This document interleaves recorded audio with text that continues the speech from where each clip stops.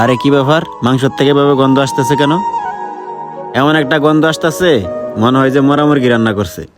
এই পিসটা মনে হয় বড় আছে, এটাই উঠাই দেয়। সাথে 2টা আলু আর ঝোলও দিয়ে দিই, ভাই খেয়ে মজা পাবে। জীবন ভাই, কি অবস্থা, কেমন আছেন? এই তো আলহামদুলিল্লাহ। আপনি কেমন আছেন ভাই? আলহামদুলিল্লাহ, আমিও ভালো আছি ভাই। ভাই কি খাবেন? আপনি বসেন, আমি দিতে বলতেছি। ভাই তাহলে এক কাজ করেন, আমাকে একটা মুরগি দিয়ে ভাত দিতে বলেন। ঠিক আছে ভাই, আপনি গিয়ে বসেন, আমি দিতে বলতেছি। আচ্ছা ঠিক আছে ভাই। এই মুন্না, ভাইকে একটা মুরগি দিয়ে ভাত দাও তো। ঠিক আছে ভাই, দিতেছি।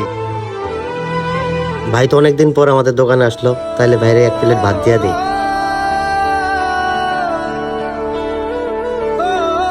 ভালো দেখে 2 পিস মুরগির মাংস দেই। এই পিসটা মনে হয় বড় আছে, এটাই উঠাই দেই।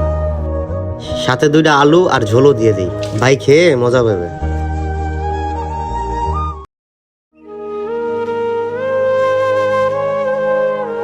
তাড়াতাড়ি করে ভাতটা খেয়ে কাজে যেতে হবে। ভাতের সাথে একটু লবণও নিয়ে নিই।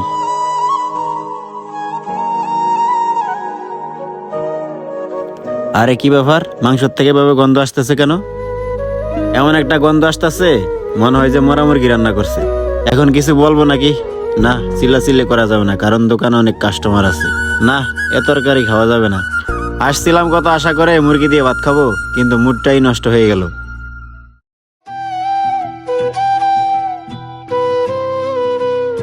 ভাই বিল কত হয়েছে?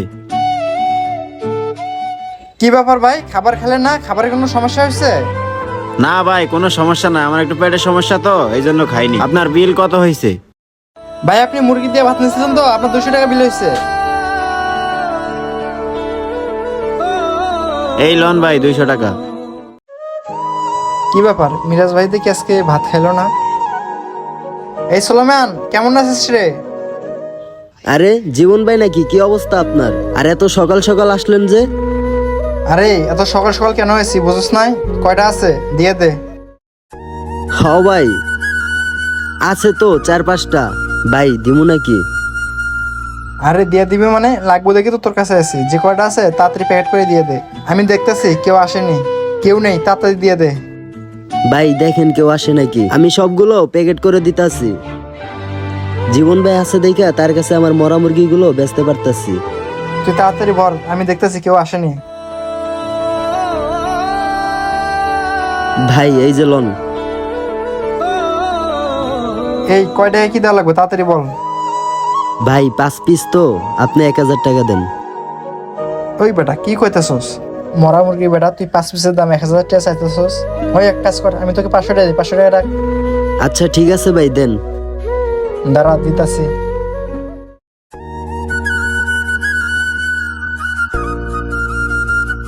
এই ল, এখানে 500 টাকা আছে। ঠিক আছে ভাই।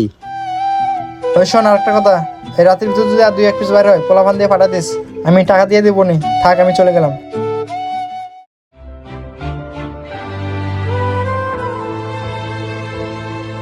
এই মমিনুল, কি অবস্থা রে?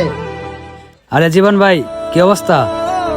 এই তো আলহামদুলিল্লাহ আছি ভালো। তারপর তোমার বেচা কেনার কি অবস্থা, কেমন চলতেছে?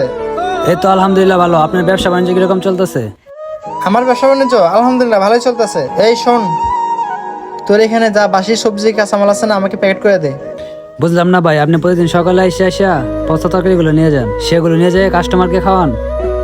হোক বেটা, তুই এত কথা বলিস কে? তোর এগুলো কি আমি ফ্রিতে নেই? তোর বেচার পর যে মালগুলো থাকে ওগুলো তো আমি টাকা দিয়েই নেই। সেগুলো আমি কি করি না না করি সেগুলো আমার ব্যক্তিগত ব্যাপার। তুই তাড়াতাড়ি করে পচা মালগুলো আমাকে প্যাক করে দে। ঠিক আছে ভাই, সবগুলো দিতেছি। যেগুলো কয়েকদিন ধরে বিক্রি হয় না, এগুলো বেচা বেচা দিয়ে দিই।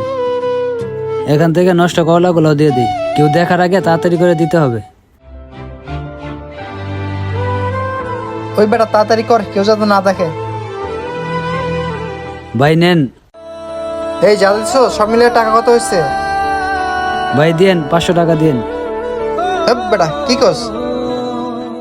সবকিছু পচা জিনিস দিছো, 500 টাকা চাস, 200 টাকা রাখ। আচ্ছা ঠিক আছে ভাই, দিয়ে দেন। আচ্ছা খারাপ দিতাছি।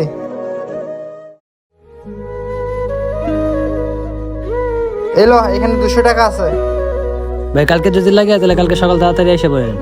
আচ্ছা ঠিক আছে আমুনি, আর আমি যদি না আসতে পারি পোলাপান দিয়ে পাঠা দিস, আমি টাকা দিয়ে দিব। থাক তাহলে চলে গেলাম।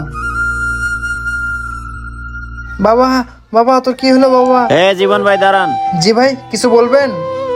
ভাই এভাবে ফোলার নিয়ে তাড়াহুড়া করে কই যেতেছেন? আরে ভাই বলো না, পোলাটার যে কি হইলো কিছুই বুঝতে পারতেছি না, তাই একটু ডাক্তার কাছে নিয়ে যেতেছি। কয়দিন পর পর পোলাটা অসুস্থ হয়ে যায়, সংসারে অশান্তি লেগেই থাকে, কিছুই বুঝতে পারতেছি না ভাই। জীবন ভাই আপনাকে একটা কথা বলি শোনেন। সেই দিন আপনি বলছিলেন যে আপনার সংসারে কোনো আয়নতি নাই, একদিক দিয়ে ইনকাম করেন আরেক দিক দিয়ে চলে যায়। ভাই একটা কথা বলি, আপনার সংসারে আয়নতি নাই কেন জানেন? আপনার হোটেলের খাবার নিয়ে এলাকার লোক কানাহুসা করে। আপনি নাকি রাতের বেলায় গিয়ে মরা মুরগি কিনে নিয়ে আসেন, আবার সকালবেলা বাজারে গিয়ে পচা সবজি কিনে নিয়ে আসেন, সেগুলো মানুষকে খাওয়ান, আবার তরকারির দামও রাখেন দ্বিগুণ। শোনান জীবন ভাই একটা কথা বলি, এসব 2 নাম্বারই বাদ দিয়া সৎভাবে ব্যবসা করার চেষ্টা করেন। জীবন ভাই আপনি সবার চোখ ফাঁকি দিতে পারবেন, কিন্তু ওই উপরওয়ালার চোখ কখনো ফাঁকি দিতে পারবেন না। আল্লাহ কিন্তু সব দেখে, তার চোখ ফাঁকি দেওয়া কিন্তু অত সোজা না। একটা কথা বলি ভাই, হারাম পথে লাখ লাখ টাকা ইনকাম করতে পারবেন, কিন্তু একদিক দিয়ে ইনকাম করবেন আরেক দিক দিয়ে চলে যাবে। এখনো সময় আছে ভাই, নিজেকে পরিবর্তন করেন। হারামের টাকা কখনো আয়নতি হয় না। আর একটা কথা ভাই, মানুষ কিন্তু বিশ্বাস করে আপনার হোটেলের খাবার খায়, আপনি সেই বিশ্বাস ভঙ্গ করে তাদেরকে মরামরি আর পচা তরকারি খাওয়াইতেছেন। ভাই এটা আমার বলার দরকার, আপনাকে বললাম, বাকিটা আপনার ইচ্ছা। জীবন ভাই চলেন, আপনার সাথে আমিও যাই, দেখি আপনার ছেলের কি হয়েছে। ভাই একটু দাঁড়ান। ভাই আপনি ঠিকই বলছেন, আমি বড় ভুল করে ফেলাছি ভাই। তবে আজকে আমি আপনাকে কথা দিলাম ভাই, আমি আর এইভাবে অসৎ পথে ব্যবসা করব না। আজকের পর থেকে আমি সৎ পথেই ব্যবসা করব। চলেন ভাই, পোলাটাকে ডাক্তারের কাছে নিয়ে যাই। আসসালামু আলাইকুম বন্ধুরা, আমাদের ভিডিওটি আপনার কাছে কেমন লাগছে? ভালো লাগলে অবশ্যই লাইক কমেন্ট শেয়ার করে সবাইকে দেখার সুযোগ করে দিন। ধন্যবাদ সবাইকে।